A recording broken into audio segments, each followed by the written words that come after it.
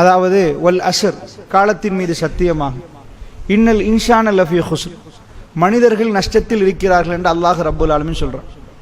அதாவது கூட்டி கழிச்சு பார்த்துட்டோம்னா மனிதர்கள் நஷ்டத்தில் தான் இருக்கிறார்கள், அவருடைய செயல்பாடுகள் எல்லாம் நஷ்டத்தில் இருக்குது, அவங்க செய்யறதுல பெரும்பாலும் நஷ்டம்தான் என்று அல்லாஹ் சொல்லிட்டு, இல்லல்லதீன ஆமனு, எவர்களை தவிர ஈமான் கொண்டு அமிலு சாலிஹாத், சாலிஹான அமல்களை செய்து, வத்தவாசவ் பில் ஹக்கி வத்தவாசவ் பிஸ்ஸப்ர், ஒருவருக்கொருவர் நல்ல விஷயங்களை பரிமாறிக்கொண்டார்களே, தஅவாவில் ஈடுபட்டார்களே, தப்பு செய்கிற நேரம் தடுத்தார்களே, தன்னுடைய கௌரவம் போயிடும், தன் வியாபாரம் உடைஞ்சிரும், எங்களுக்கு விசாரணை வந்துடும், தாடியை வச்சா பிரச்சனையா போயிடும் என்றெல்லாம் இல்லாமல் சத்தியம் இதுதான் என்று தெரிந்த பிறகு துணிச்சலாக அந்த சத்தியத்தை ஒருவருக்கு ஒருவர் பரிமாறிக்கொண்டார்களே, அவர்களை தவிர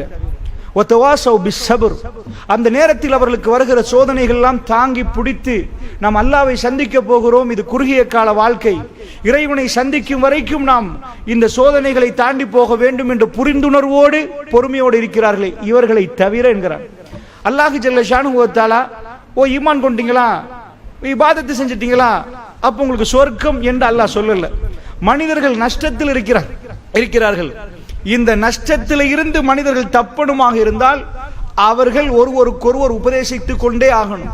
தப்ப கண்டால் கணக்கில்லாமல் போக முடியாது, அதை சொல்லி ஆகணும் என்று இஸ்லாம் சொல்லுது.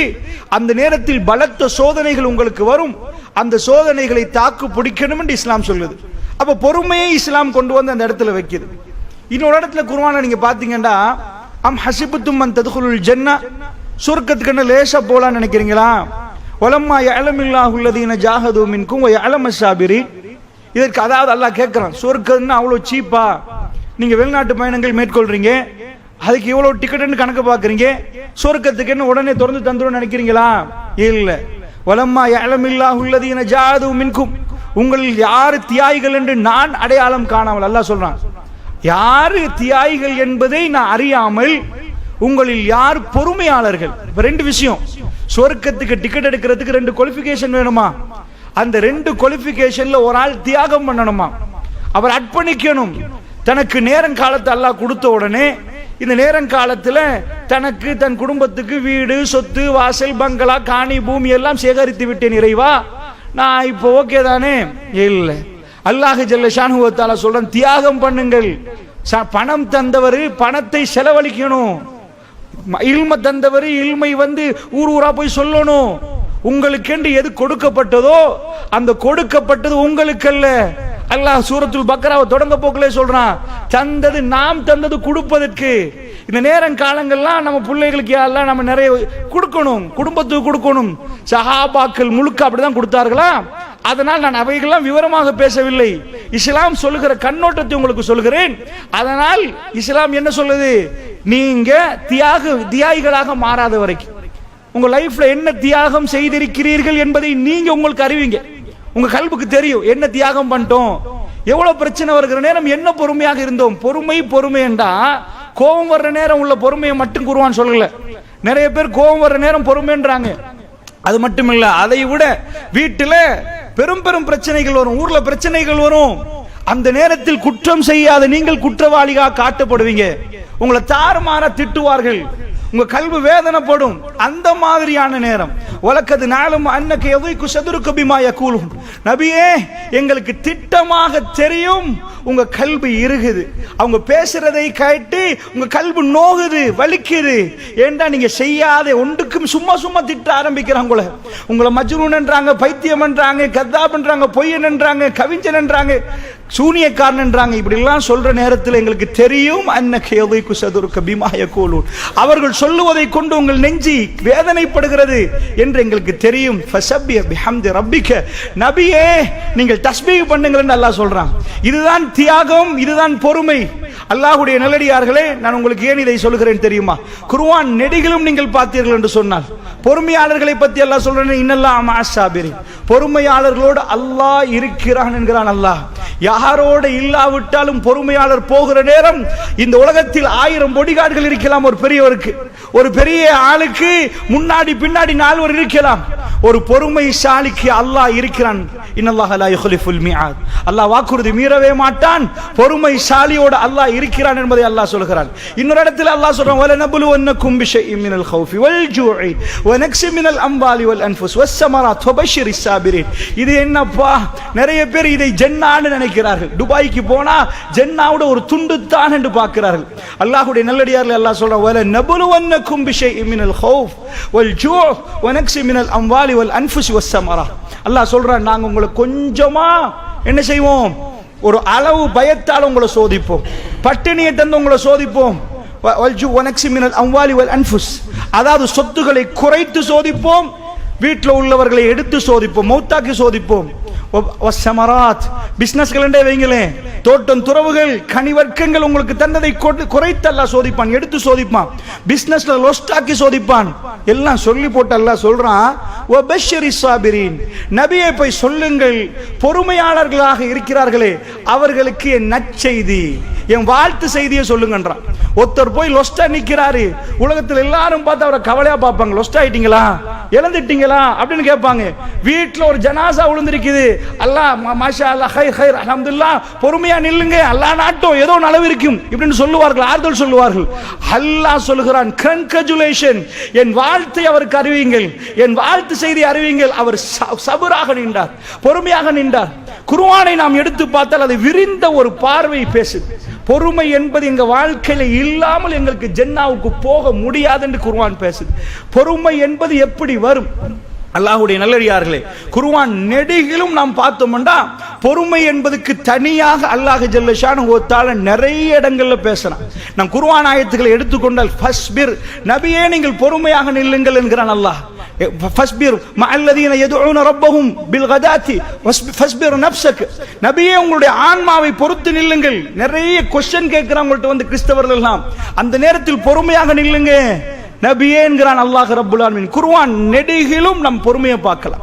இந்த நேரத்தில் இந்த உங்களுக்கு நான் முக்கியமா மிக சுருக்கமாக நான் சொல்ல விரும்புவது என்னண்டா, இந்த பொறுமை சும்மா வருமா?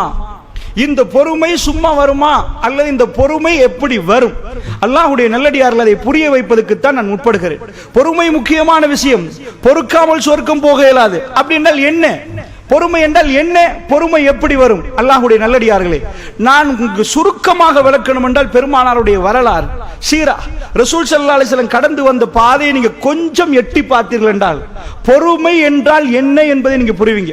அல்லாஹ் ஜல்ல ஷானுஹு வ தஆலா கூப்பிட்டு சர்டிபிகேட் கொடுக்கிறான், இன்னக லஅலா குலுகின் அலீம், நபியே நீங்கள் உயர்வான பண்பின் மீது இருக்கிறீங்க. நபியே நீங்க உங்க பண்பு அப்படி. ஃபபிமா ரஹ்மத்தின் மினல்லாஹி லின்த லஹும் வலவ் குன்த ஃபல்லன் கலீலல் கல்ப் லம் ஃபல்லு மின் ஹவ்லிக், நபியே நீங்க ரொம்ப இரக்கமாக நடக்கிறீங்க, நீங்க ரொம்ப பாசமாக நடக்கிறீங்க.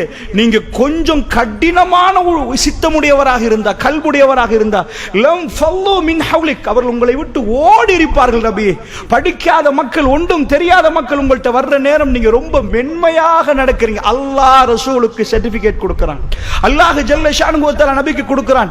சத்தியம் உங்கள்கிட்ட இருக்கிறதுனால மட்டும் உங்க குட்டி போட்ட பூனை மாதிரி சுத்தி இருந்தா, நபியே நீங்கள் சத்தியத்தை சொல்லுகிறீர்கள் அதனால் பக்கத்தில், அப்படி அல்லாஹ் சொல்லல. உங்க சிரிப்பு அவர்களை கவருது நபியே, உங்க மென்மை அவரை கவருது. அது அத்தனையும் தேவை. ஒரு கூட்டம் நினைச்சிட்டாங்க சத்தியத்தை சொன்னால் மக்கள் எல்லாம் பக்கத்தில் நிற்பார்கள் என்று. அப்படி குர்ஆன் அதையும் சொல்லுது. இன்னொரு இடத்தில் பண்பு, ரசூல் ஸல்லல்லாஹு அலைஹி வஸல்லம் அடக்கம், ரசூலுல்லாஹ்வுடைய நேர்மை, விருந்தாளிகளை கண்ணியப்படுத்தும் விதம், ஒருவரை புன்முறுவலோடு சந்திக்கும் விதம், அவரோடு அழகாக பேசும் விதம், இது எல்லாம் ரசூல் ஸல்லல்லாஹு அலைஹி வஸல்லம் இடமிருந்து அந்த மக்கள் கவரப்படுறார்கள். அல்லாஹ்வுடைய நல்லடியார்கள், உங்களுக்கு தெரியும், ஒருவர் சிறுநீர் கழிக்கிற நேரம் சஹாபாக்கள் கோபப்பட்டார்கள். பள்ளியிலே ஒருவர் சிறுநீர் கழிக்கிறார், பொறுமையோடு பெருமானார் பக்கத்திலே அழைத்து அவருக்கு சொல்லிக் கொடுத்த விஷயம் உங்களுக்கு தெரியும். அதனால் நபிகள் நாயகம் ஸல்லல்லாஹு அலைஹி வஸல்லம் அவர்களுக்கு ஃபர்ஸ்ட் அல்லாஹ் இந்த துனியாவிலே ரசூலுல்லாஹ்வை கொண்டு வந்து ஃபர்ஸ்ட் காட்டினான். என்ன? உலகத்தில் இந்த உலகத்தில் மிக முக்கியமானது படிப்பு அல்ல. படிப்பு தேவை, இக்ரா, ஃபர்ஸ்ட் ஆயத்து படிப்பு. ஆனால் ஒரு ஆச்சரியமான வரலாறு ரசூலுல்லாஹ்வுக்கு அல்லாஹ் கொடுக்கிறான். என்ன? யத்ரிப், மதீனாவை பொறுத்தளவுல மதீனாவில் யகூதிகள் வந்தார்கள். வரலாறை நாம் திரும்பி பார்த்தால் யகூதிகளுக்கும் அங்க சம்பந்தமே இல்லை. பனு குறையாக்கள் நிறைய யகூதிகளுடைய ஒவ்வொரு கூட்டமாக வந்து அவர்கள் வாழ்றார்கள். இந்த யகூதிகள் ஏன் வந்தார்கள் என்று வரலாறை புரட்டி பார்க்கிற நேரம் அவருடைய வேத புத்தகம் சொல்லுது, பாலைவனத்தில் ஈச்சமர தோட்டங்களுக்கு இடையிலே அந்த நபி வருவார் என்று. அதற்காக வேண்டி அவருடைய அப்பம் பாட்டனிலிருந்து அவர்கள் குடிபெயர்ந்து இங்கே வந்து அமர்ந்திருக்கிறார்கள். நபி வருகிறார் என்பதை எதிர்பார்த்த வண்ணம் இருக்கிறார்கள். நபி வருவதை அவர்கள் அறிகிறார்கள். எப்ப அவங்க அப்பம் பாட்டன் வந்தது, தலைமுறைகளை கடந்து பார்க்கிறார்கள். அவர்கள் சொன்னது எங்க வந்து இருந்தார்களோ அந்த மாதிரியான அந்த ஹைபர் கோட்டைகள் எல்லாம் அவர்கள் இருந்தார்கள். ஏனென்றால் நபியுடைய வருகைக்குத்தான் அவர்கள் பாலைவனத்துக்கு அங்கே வந்தார்கள். அரபுகளோடு அவர்கள் வந்து சேர்ந்தார்கள். ஆனால் பெருமானார் ஸல்லல்லாஹு அலைஹி வஸல்லத்தை கண்ட உடனே அவர்களுக்கு இந்த நபியை ஏற்றுக்கொள்வதற்கு மனம் கொடுக்கல. எங்கள்கிட்ட எவ்வளவு படித்தவர்கள் இருக்கிறார்கள், எழுத படிக்க தெரியாத ஒருவர் பேச நாங்க கேட்கணுமான்னு ஒரு வாதம் வைத்தார்கள். எப்படி இருந்திருக்கும் பெருமானார் ஸல்லல்லாஹு அலைஹி வஸல்லம் அவர்களுக்கு? யோசிச்சு பாருங்க, நான் ஒவ்வொன்றா உங்களுக்கு சொல்கிறேன். ஃபர்ஸ்ட் வாதம் வீசுறார்கள், இவர் பேச நாங்கள் கேட்கணுமா? எழுதவும் தெரியாது, படிக்கவும் தெரியாது, இவர் என்ன தூதரப்பா? எங்கள்கிட்ட எவ்வளவு ருஹ்பான்கள், அஹ்பார்கள், எவ்வளவு பெரிய படித்தவர்கள், பட்டம் பெற்றவர்கள், அறிந்தவர்கள் இருக்கிறார்கள். எங்க ஆலிம்கள் எல்லாம் எப்படிப்பட்டவர்? கிட்ட வைக்கலாமா இந்த நபிக்கு? அல்லாஹ் என்ன எடுத்து காட்டான்? சூரா ஆராஃபை நீங்கள் பரட்டி பாருங்க. யகூதிகளையும் கிறிஸ்தவர்களை பற்றி பேசுகிற நேரத்தில் அல்லாஹ் வேண்டுமென்றே உம்மி என்ற வாசகத்தை அல்லாஹ் கொண்டு வந்து குர்ஆனில் சொல்லுவார். இந்த நபி உம்மி, எழுத தெரியாது. ஒரு கூட்டம் இவரை பின்பற்றுவார்கள். அவர்களிடம் இந்த அகம்பாவம் இருக்காது. அவர்கள் கேட்பார்கள். இந்த நபியை உயிருக்கு மேல் அவர்கள் நேசிப்பார்கள். அந்நபியு அவுலா பில் முஃமினீன மின் அன்ஃபுஸிஹிம் என்று சொல்லுவார்கள். அவர்கள் அதாவது தன்னுடைய உயிரை விட நபி மேலானவர் என்று சொல்லுவார்கள். அந்த அளவுக்கு கேட்பார்கள். அவர்கள் இந்த நபி பேசுவதை கேட்பார்கள். அவர் எவ்வளவு டிகிரி முடித்தார், என்ன பட்டம் படித்தார், அவர் என்ன பல்கலைக்கழகத்தில் போனார், இது எல்லாம் பார்க்க மாட்டார்கள். அல்லாஹ்வுடைய நல்லடியார்கள் இன்னொரு பக்கமாக அவரை அனாதை ஆக்கினான் அல்லாஹ். அப்பா இல்லை, அனாதைகளை இந்த சமூகம் கொஞ்சம் ஒதுக்கி வைக்கும். அல்லாஹ் ஜல்ல ஷானுஹு வ தஆலா அப்படி எல்லாம் கொடுத்து பெருமானார் ஸல்லல்லாஹு அலைஹி வஸல்லத்துக்கு இந்த இதோட கொண்டாந்து உம்மத்தில் இறக்குறான். இது எப்படி இருந்திருக்கும் பெருமானார் கேட்கிற நேரம் உங்களுக்கு கேட்டா எப்படி இருக்கும்?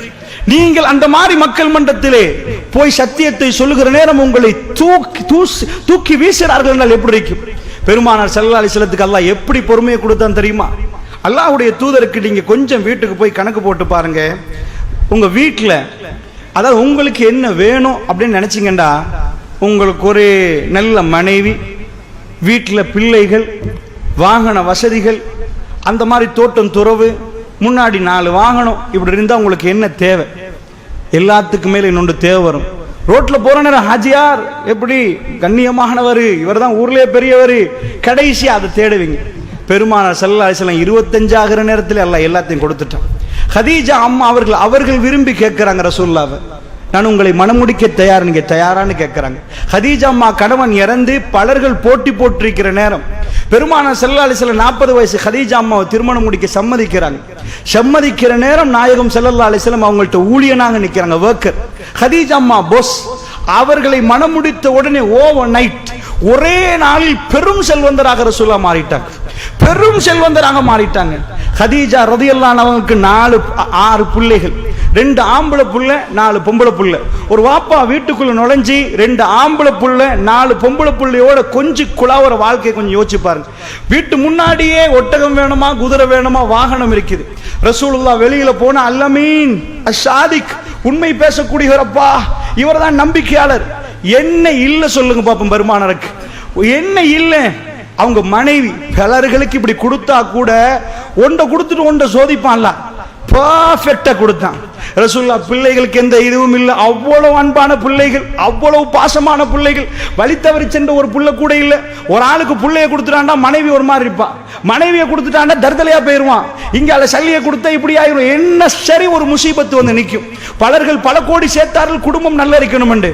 வெள்ளவத்து தெய்வல கொல்பெட்டியில நெஞ்சை பிடித்து மௌத்தாவங்க எத்தனை பேர் தெரியுமா? ஏன் இந்த சொத்தை எடுத்தேன், இதனால் என் புள்ள கிளப்புக்கு போச்சே, இவனுக்கு எல்லா அக்கவுண்ட் பேலன்ஸ் அவனுக்கு தெரியும், எவ்வளவு சொத்து தெரியும். ஒரு மனுஷனுக்கு சும்மா இருக்க மட்டும் கிடைச்சிச்சு, அதை விட முசீபத்து இல்லை.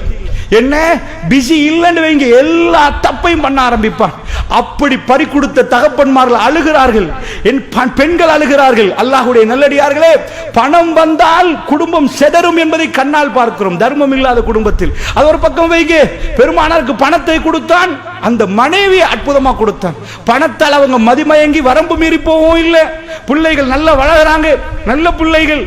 மனைவி எப்படி 25 வருஷமா இன்னும் ஒரு மனைவியை திருமணம் முடிக்காத அளவுக்கு ரசூலுல்லாஹ் வாழ்றாங்க. பெருமானார் ஸல்லல்லாஹு அலைஹி வஸல்லம் அவர்கள் ஹதீஜா அம்மா மௌத்தான 65 வயசு, 40 முடிக்கிறாங்க. 25 வருஷமா ஹதீஜா அம்மா எப்படிப்பட்டவர்கள் என்று சொல்றதுக்கு கல்பு கவர்ந்து போனது ரசூலுல்லாஹ்வுக்கு.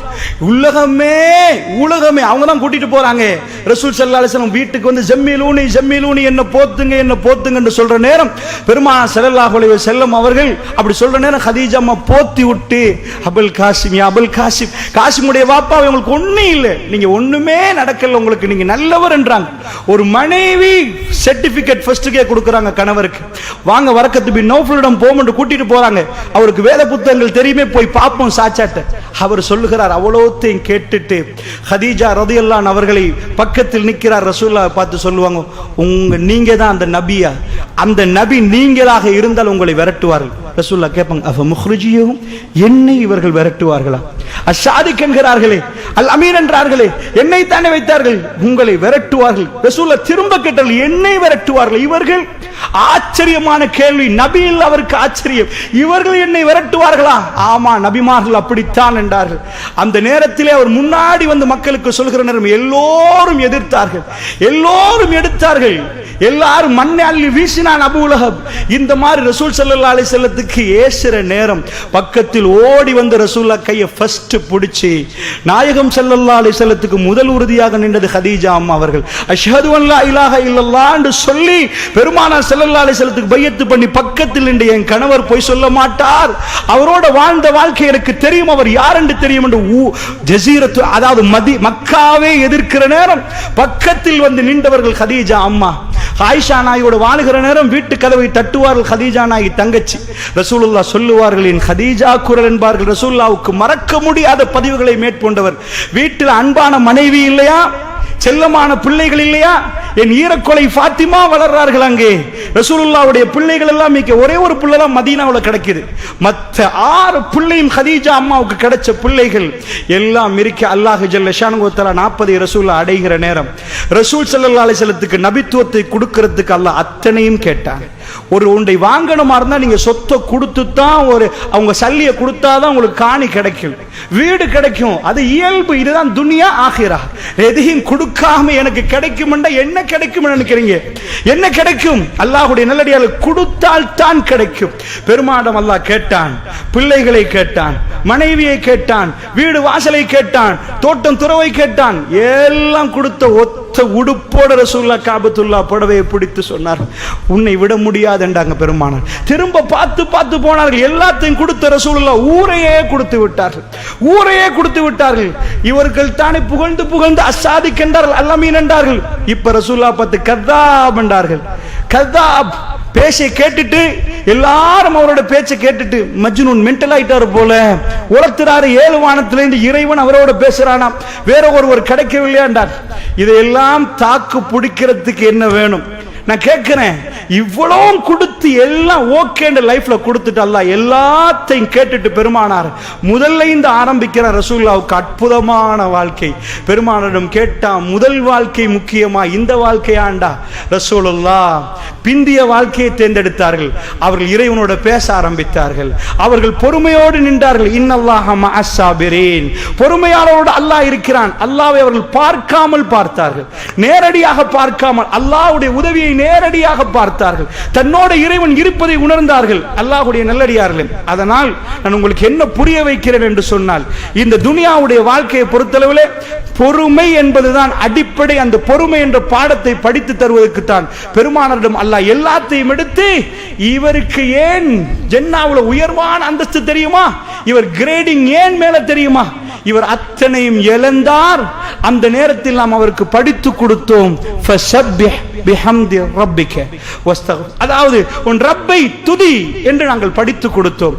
அதனால் அல்லாஹ்வுடைய நல்லடியார்களே, ஒவ்வொன்றும் இழந்து போகிற நேரம், பிரச்சனை வருகிற நேரம் தஸ்பீஹ் செய்தால் வஅபுது ரப்பக ஹத்தா யஅதியக்கல் யகீன். மரணம் வரும் வரைக்கும் ரப்பை வணங்குங்க. தொழுகையை கூட்டினால் நிச்சயமாக அவர்தான் பொறுமையாளர். அவருக்குத்தான் பொறுமை வளர்க்கறதுக்கு ஒரு எக்ஸசைஸ் பண்ணாதான் பாடி பில்ட் ஆகும். எந்த எக்ஸசைஸ்? மைண்ட்ல அல்லாஹ்வை நினைத்து கொண்டு ஜிக்ர் பண்ற ஒருவர் பொறுமைசாலியாக மாறுவார். இதைத்தான் குர்ஆன் தெளிவாக சொல்லுது. அல்லாஹ் ஜல்ல ஷானுஹு வ தஆலா அதை புரிந்த அடியார்களாக மாற்றி அருள் புரிவான்.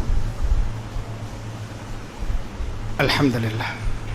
எல்லாம் வல்ல அல்லாஹ் ஜல்ல ஷானுஹு வ தஆலாவை போற்றி புகழ்ந்து நபிகள் நாயகம் ஸல்லல்லாஹு அலைஹி வஸல்லம் அவர்கள் மீது ஸலவாத்தும் ஸலாமும் சொல்லி ஆரம்பிச்சோம்.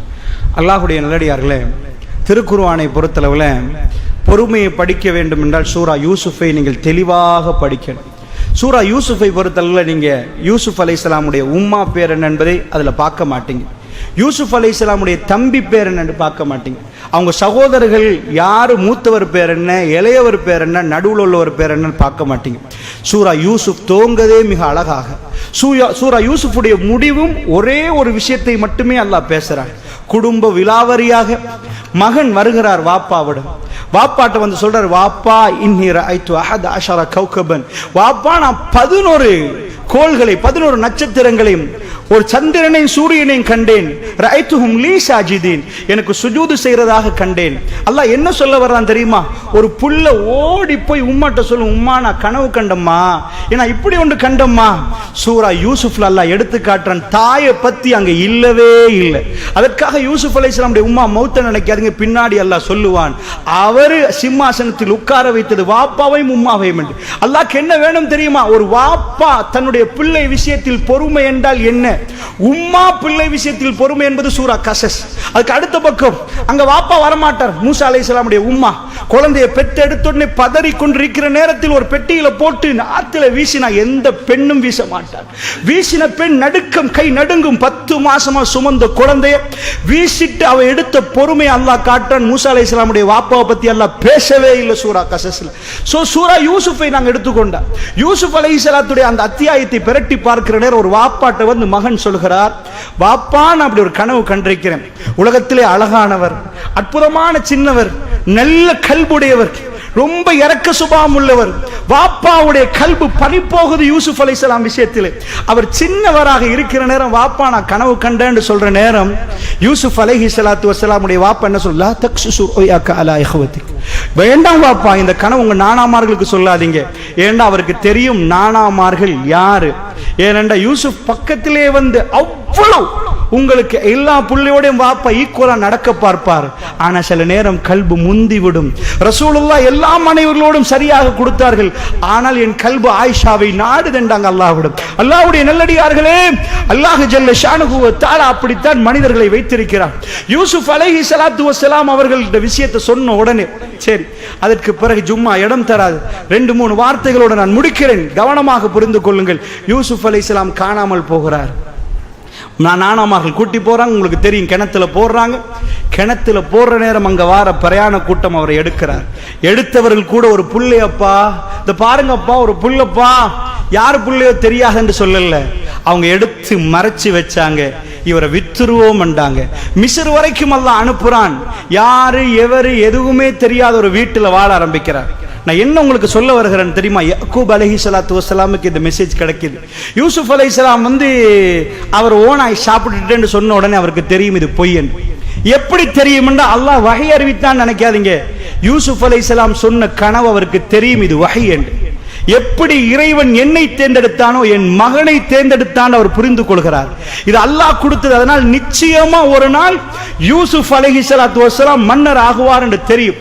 ஆனா ஒரு வாப்பாவுக்கு அந்த புள்ள காணாம போனால், பக்கத்தில் தூங்குற நேரம் என் மகன் பக்கத்துல போட்டு தூங்கி இருந்தா தானே வாப்பா வாப்பான்னு ஓடி வருவார். முத்தம் கொடுத்து அரவணைத்திருந்தால் தானே வருவார். ஒவ்வொரு நேரம் டிவி சிங்காரிச்சு அவரை அழகு பார்த்திருந்தால், அவருக்கு அழகான சில உபதேசங்கள் சொல்லி இருந்தால் தானே வருவார். யூசுப் அலைஹிஸ்ஸலாத்து வஸ்ஸலாம் அவர்களுக்கு தகப்பன் நபி என்றால் எவ்வளவு போதனை செய்து அந்த சின்ன புள்ளையை வளர்த்திருப்பார். அதனால அவருக்கு தெரியும் அவர் கொலை செய்யப்படல் என்று, அவர் சாகல் என்று தெரியும். ஒன்று தெரியும், அவர் வாழுகிறார். ஆனால் இப்ப அவருக்கு ஒரு பொறுமை, மௌத்தா போயிருக்கேன்னு நம்பி இருந்தா 4 நாளோட விஷயம் முடிஞ்சு, சரி 4 மாசத்தோட மறந்துடும். ஆனா உயிர் வாழுகிறார் என்று உம்மாவுக்கு தெரிந்திருந்தால், ஒரு வாப்பாவுக்கு தெரிந்திருந்தா, அழுது அழுது அழுது அழுது அவர் கேட்டார், ஃபஸபருன் ஜமீல். அல்லாஹ் எதை காட்டுகிறான் தெரியுமா?